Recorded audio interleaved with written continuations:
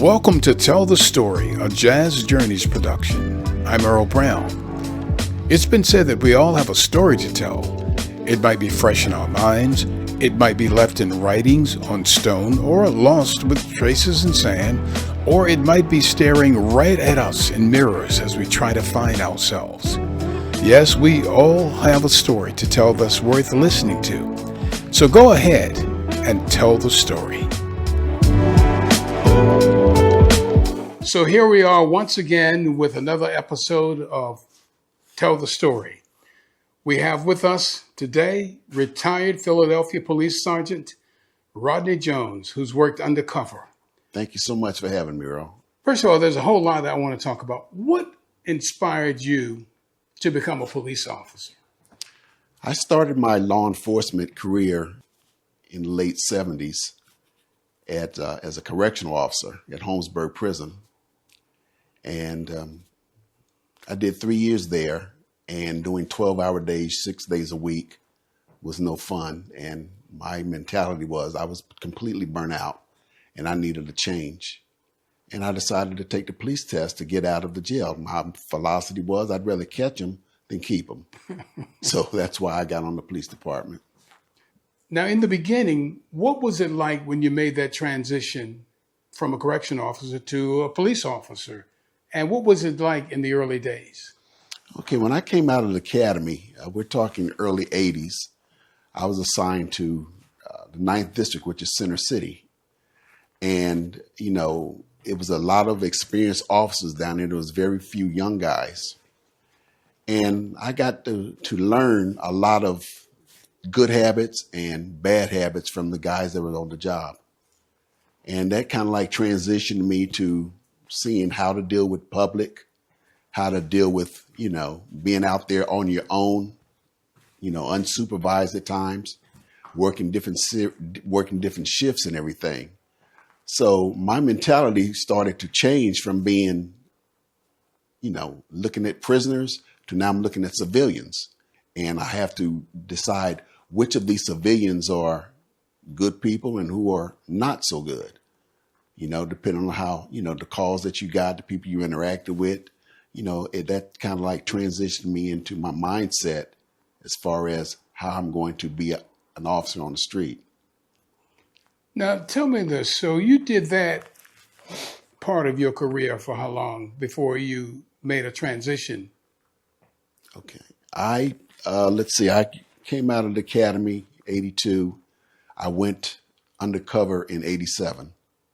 So I got a total of about 6 years, 5 or 6 years worth of experience, street experience as a uniform patrol officer. Now this is pretty much working residential area, working in Center City with commercial, working downtown, and then working up in Germantown area in Mount Airy. So I was able to see a combination of everything in a short period of time. When I got up to Germantown, I saw a lot of crime versus being in Center City. You know, there was a lot of holdups, burglaries, stuff like that happening up in the residential area that I didn't see downtown. So let me ask you, I got to stop you for a minute. So here you are, you're regular police officer, you're in Center City. Mm-hmm. Like you just said, you didn't see a whole lot of crime. What made you decide that you wanted to go into undercover work? I had a partner who we worked together in burglary detail. And he had resigned and went into Drug Enforcement Administration. And, you know, hearing his stories about what he was doing when he came out of the Quantico and the shared stories he would tell me made me say, well, this is very exciting. You know, I'm a little tired of, you know, hospital cases and school crossings and things like that. I want to see what the other side is like. And I put in a transfer, and I had a captain who was very good friends with the police commissioner. It was like a political move, and they got me into narcotics. So that's what made me go undercover. So here we are. So you decided to go undercover. It's the 80s, and then later on into the 90s. And at that time, crack is like, it's an epidemic throughout the neighborhoods. Yes. How did that impact you? When I first went into narcotics, crack had just been a big boom. And when I went into the unit that I was assigned to, I had a sergeant who was very experienced. He was a Hispanic guy, and he knew his stuff. And back then, there was no official training for narcotics. Either you could do it or you couldn't. If you couldn't, they put you back in uniform. My first night on the street, he took my gun, he took my badge, he gave me some money, he took me to 8th and Butler and said, go in and get some crack. I'm like, what? He says, go in and don't come out unless you got some drugs. Now, at this time, I don't know what to do. I don't know what to say. I've never even seen crack. He pointed to the house and said, go. He said, we'll be outside in the car, a couple of blocks away. So I'm like, well, if I'm getting my ass beat, who's going to help me? He said, you got to fend for yourself. You're undercover now. So that's how it started. I went in. I asked for 2 vials of crack. He gave it to me. He searched me. I was scared to death. There's no other way to put it. I've never been as scared, afraid that moment when I went into that house and he locked that door. When I went in there, they were shooting up. They were smoking crack. They were smoking weed.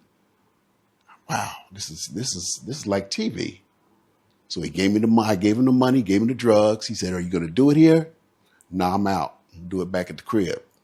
He opened that door. I walked out. I was so relieved to get out of that house. You know, it was like a 10-minute transaction, but it seemed like forever. It seemed like it was a forever transaction. So I walked the 2 blocks. They picked me up, went back into the headquarters. We tested it. It was pure crack. Put it on a property seat. And that was my first day on the street undercover.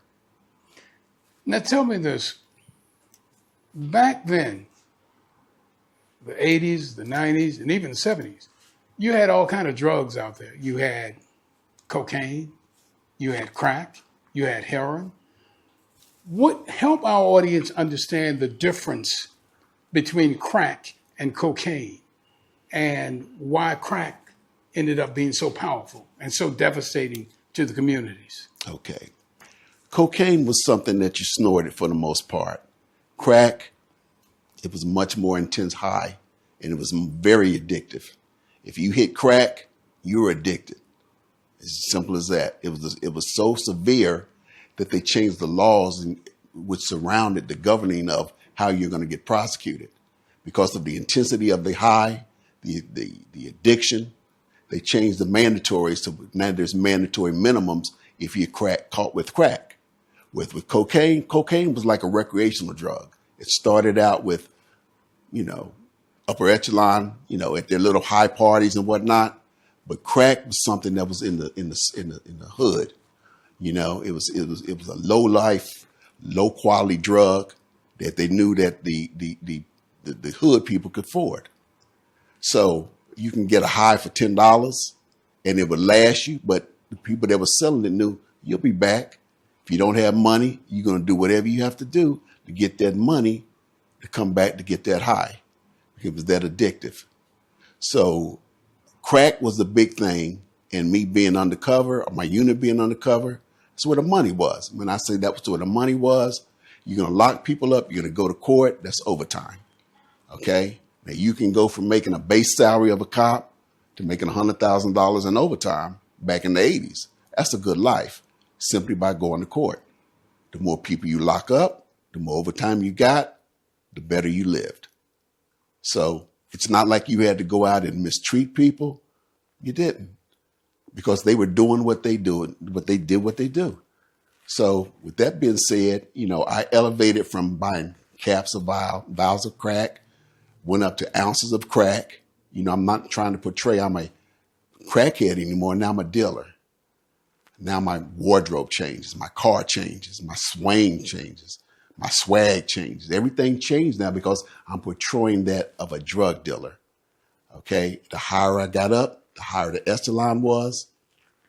That depending on what, that let me know I can infiltrate organizations. And the easiest thing for me to do was to be somebody that I wasn't. And that's what made me successful. I could do this role. even though I had never, ever been in that field. I felt comfortable doing it, and I portrayed somebody that was believable. So I can get you to give me an ounce of crack, 2 ounces of crack, and later on it went up and up and up to now I was buying kilos of cocaine. That means I was successful in what I was doing. Now, let me ask you this. I got to ask you this. You said that you went through training and you either made it, some cats made it, some cats didn't. What were the characteristics of the cats that couldn't make it? They didn't have street swag. They didn't have that swag. They didn't have that confidence. They didn't have the ability to make people believe that they weren't a cop. The worst thing that you can do undercover is get made as a cop. You know, if somebody recognizes you as a cop, it's a done deal. Anything can happen. You know, and it was always that possibility, well, now that I'm locking people up and I'm going to court, they're going to see now, hey, look, this guy, we're going to remember him. Okay, so we don't want that to happen. So you have to be able to blend in, fit in, get out, go back, get back, get back, get back, get back. You know, it's a back and forth thing. And the more you did it, the more comfortable I got doing it. So you had to be a good actor and fearless. I don't know about fearless, but you had to have confidence. You had to have confidence, and you had to know the street. You know how to blend in. You know how to talk that talk. You know how to convince people, talk what they want to hear. And overall, you want to make sure that you're confident in what you're saying. That you got to be confident. And there was people that couldn't do it. You know, you had white guys that they wouldn't go buy crack. They go buy heroin. They go buy meth. Okay. I can't walk into a white neighborhood and say, look, I want to buy some heroin. I don't fit the part. I don't fit that role. But I can go into the hood and buy anything. You know, I can look like a crackhead, or I could dress up and look like a major drug player. You know, it was all a mindset. You've been listening to Tell the Story, but stay tuned because there's so much more to come. That's coming up next.